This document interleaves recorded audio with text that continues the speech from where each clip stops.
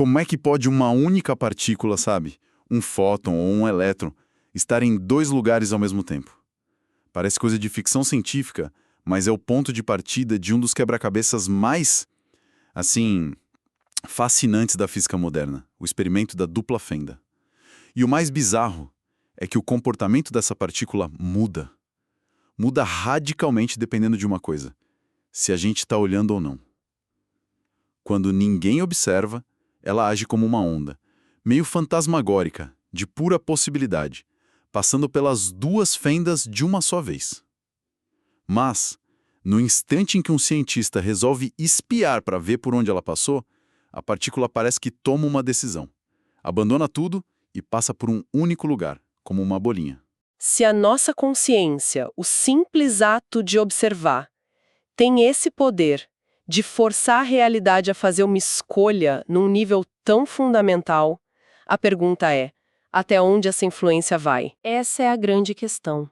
É o centro das fontes que a gente recebeu para analisar hoje. Elas tentam, justamente, construir uma ponte entre esse fenômeno, que é um pilar da mecânica quântica, e uma ideia muito mais pessoal, a capacidade da mente de moldar a própria realidade. A nossa missão aqui não é nem provar, nem refutar, mas sim desvendar a arquitetura do argumento. Vamos seguir um mapa lógico que as fontes desenham, passo a passo, para entender como elas conectam um experimento de laboratório com o que muita gente conhece como a lei da atração. Ok, vamos desempacotar isso então. O ponto de partida é esse experimento, a dupla fenda. As fontes descrevem de um jeito bem visual, né? Imagine que tem um canhão disparando elétrons, um de cada vez, numa parede com duas fendas. E atrás dessa parede tem uma tela, tipo de cinema, que marca onde cada elétron bateu. Se os elétrons fossem bolinhas, a gente esperaria ver o quê?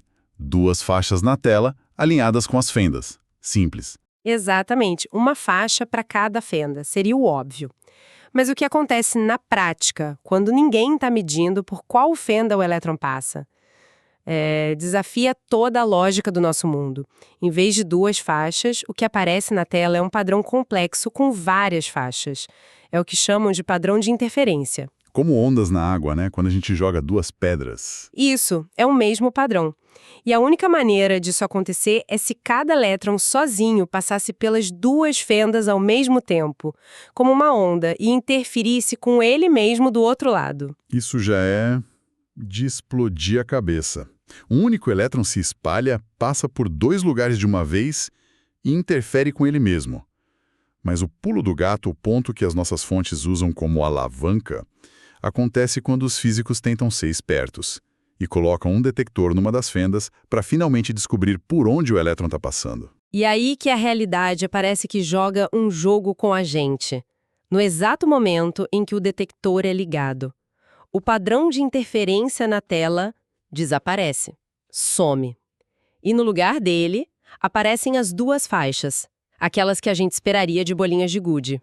Incrível! O elétron para de agir como uma onda de possibilidades e passa a se comportar como uma partícula, com uma localização definida. É como se a realidade existisse num estado de potencialidade, uma sopa quântica de todas as opções, até que a consciência de um observador entra em cena e força uma dessas opções a se tornar real, concreta. Isso é o tal do colapso da função de onda. Exatamente. Então, a consciência não é só uma espectadora passiva do universo.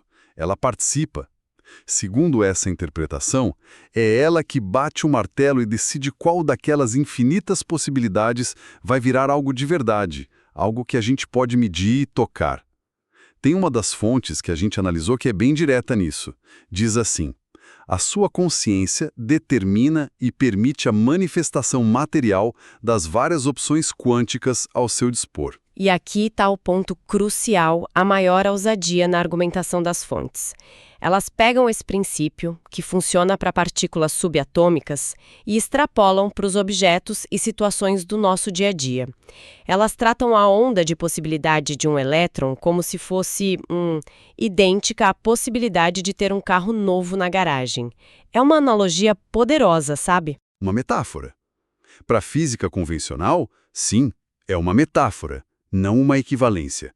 Mas a missão das fontes é justamente tentar transformar essa metáfora num mecanismo prático. A ideia central que eles propõem é pensou, criou, certo? Então a lógica é, se a minha observação consciente colapsa a onda de um elétron no laboratório, por que o meu pensamento focado não colapsaria a onda de um emprego, de um relacionamento, ou, usando o exemplo deles, de um carro? Como eles descrevem que essa ponte entre o pensamento e a matéria funciona? O mecanismo que eles propõem envolve dois componentes, o pensamento e, talvez mais importante, o sentimento. E eles fazem uma distinção crucial sobre a qualidade desse pensamento, não é sobre pedir algo ao universo. Pedir. Isso. As fontes argumentam que o ato de pedir reforça a ausência. Quando alguém diz, eu preciso de mais dinheiro, o foco emocional, vibracional, está na palavra preciso, que é sinônimo de falta. De carência. Isso. O sinal que essa pessoa emite é o da necessidade. E o universo, seguindo essa lógica, responde entregando mais situações de necessidade. Faz sentido, dentro da lógica deles. Se você vibra na frequência da falta, atrai mais falta. Então qual é a alternativa? Agradecer. Agradecer pelo que se deseja como se já fosse uma realidade, já estivesse aqui. Em vez de pensar, eu quero um carro, a pessoa deve cultivar o pensamento e principalmente o sentimento de gratidão pelo carro que ela já possui nesse campo de potencialidades. Então seria pensar, sou grato pelo meu carro novo. E sentir a alegria de dirigi-lo, o cheiro de carro novo, a sensação do volante nas mãos. O sinal enviado, nesse caso, não é de falta, mas de posse, de que aquilo já é uma realidade no seu campo quântico. Mas isso não soa um pouco como auto-engano? Quer dizer, a pessoa sabe que não tem o carro na garagem. Como as fontes diferenciam o que seria uma fé genuína, um alinhamento real com essa possibilidade, de só se iludir? Excelente pergunta. E as fontes abordam isso falando sobre congruência. Não adianta repetir uma frase da boca para fora se o seu ser inteiro está gritando o contrário. A chave, segundo eles, é o alinhamento entre o consciente e o subconsciente. É por isso que o sentimento é mais importante que o pensamento. O sentimento seria a linguagem do subconsciente. Exato. Quando se consegue gerar genuinamente o sentimento de gratidão e posse, a pessoa estaria na prática criando o que as fontes chamam de a onda do carro na garagem. Essa onda do carro é um conceito-chave, me parece. Para ficar claro, as fontes não estão dizendo que parafusos e pneus estão literalmente vibrando e aparecendo do nada na garagem, certo? Não, não é um passe de mágica. A onda do carro é a metáfora que eles usam para um projeto energético ou uma matriz de possibilidade. Pensa nisso como um arquivo num computador cósmico. O pensamento focado cria o arquivo, mas é o sentimento de já possuir, a gratidão, que funciona como o duplo clique que inicia o download desse arquivo para a realidade física. Entendi. Para eles, a realidade é criada instantaneamente nesse nível de onda, nesse plano não físico.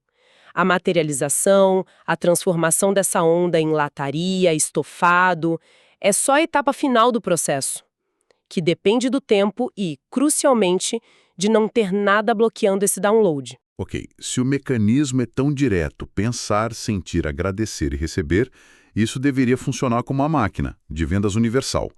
Mas a realidade da maioria das pessoas não é assim. Onde as fontes dizem que a engrenagem emperra? Por que a vida de tanta gente não corresponde aos seus desejos? As fontes são unânimes num ponto. A culpa é da resistência interna. Se a onda do carro já está lá, pronta para ser materializada, por que o carro não aparece? Porque o próprio criador dessa onda está, ao mesmo tempo, e muitas vezes sem perceber, emitindo outras ondas contraditórias que cancelam a primeira. É como tentar sintonizar uma rádio enquanto outra pessoa fica girando o botão para outras frequências.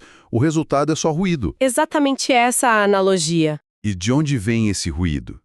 Essa resistência? Vem de todo o nosso conteúdo mental e emocional que não está alinhado com o desejo. As fontes listam vários culpados: o ego, o medo do novo, o apego à zona de conforto, a autossabotagem. Mas o principal, o que eles chamam de o paradigma, é o nosso sistema de crenças limitantes. Aquelas verdades que a gente carrega no subconsciente. Isso. Tipo, eu não mereço coisas boas, dinheiro é sujo, relacionamentos são difíceis. A pessoa quer o carro com a mente consciente, mas o subconsciente dela tá pisando no freio com toda a força porque acredita que não merece ou que vai ser roubado. Entendo. Mas para alguém que está, por exemplo, afundado em dívidas, a sugestão de não pensar na dívida e sentir-se próspero pode soar irrealista, até irresponsável. Como as fontes lidam com isso? Elas abordam isso de forma bem direta, usando exatamente esse exemplo da dívida. Tem uma fonte que diz algo como: quando a pessoa está endividada, só pensa em pagar as dívidas, e quando só pensa em dívidas, o que surge em sua vida? Mais dívidas. Forte. O argumento não é para ser irresponsável e ignorar as contas. A questão é mudar o foco vibracional.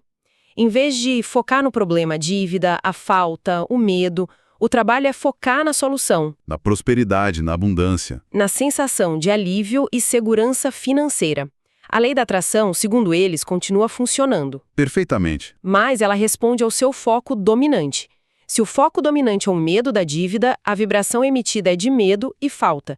E aí atrai mais situações que geram medo e falta. Ou seja, não é sobre ignorar a realidade, mas sobre escolher em qual aspecto da realidade colocar a sua energia criativa. O desafio é que esses bloqueios, traumas, preconceitos, o sentimento de não ser bom o suficiente, geralmente são inconscientes. Eles operam no piloto automático, né?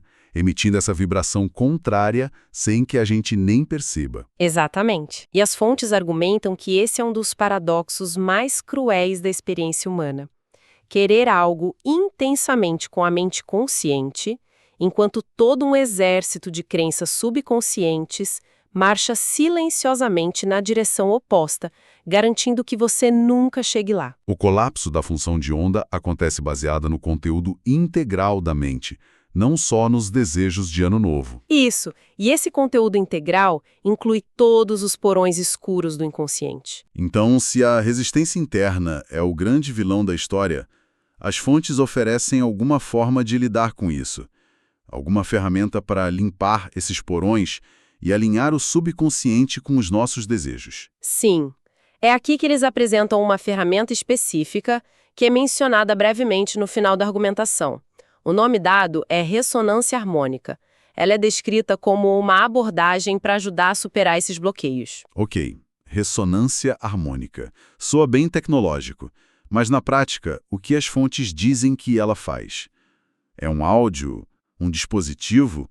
Como essa ajuda aconteceria? De forma bem resumida, as fontes a descrevem como uma tecnologia focada em expandir a consciência, através do que eles chamam de transferência de informação. A ideia central é que, ao expor a pessoa a um campo de informações de alta vibração, o sistema energético e mental dela começaria a se recalibrar. Uma espécie de sintonia fina interna. Isso. O objetivo é alterar a vibração pessoal de dentro para fora, ajudando a dissolver crenças limitantes, traumas cristalizados. A consequência seria que a pessoa passaria a atrair, naturalmente, pessoas e situações mais alinhadas com um novo patamar de consciência, livre da autossabotagem que aprendia antes. Entendi. Então a ferramenta seria um atalho, ou um acelerador para fazer essa limpeza interna, que é o pré-requisito para a manifestação consciente. Bem, fazendo uma recapitulação da nossa jornada então, a gente partiu de um princípio real e contraintuitivo da física quântica, o experimento da dupla fenda, que sugere que a consciência do observador tem um papel ativo em criar a realidade em nível subatômico. Depois, vimos como as fontes pegam esse princípio e o extrapolam, criando um modelo para a manifestação da realidade pessoal através do poder do pensamento e principalmente do sentimento alinhado. A ideia de agradecer para criar. Certo. E, por fim, exploramos o grande obstáculo nesse processo que, segundo eles, é a resistência interna, formada por medos, crenças limitantes, que funciona como um programa de autossabotagem rodando em segundo plano.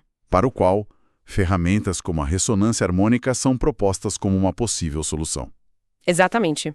Foi uma análise bem densa, que traça uma linha direta, ainda que, claro, controversa, da física de partículas à psicologia do sucesso. E para deixar um último pensamento para reflexão, uma das fontes leva essa ideia a um extremo ainda mais radical. Ela afirma que tudo que existe, existiu ou existirá, todo conhecimento humano e não humano, da cura de uma doença à tecnologia para viajar entre galáxias, já está disponível. Como informação numa única e vasta onda universal. Tudo, tudo.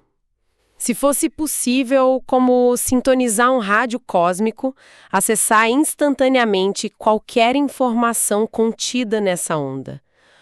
Qual seria o primeiro conhecimento que alguém escolheria acessar?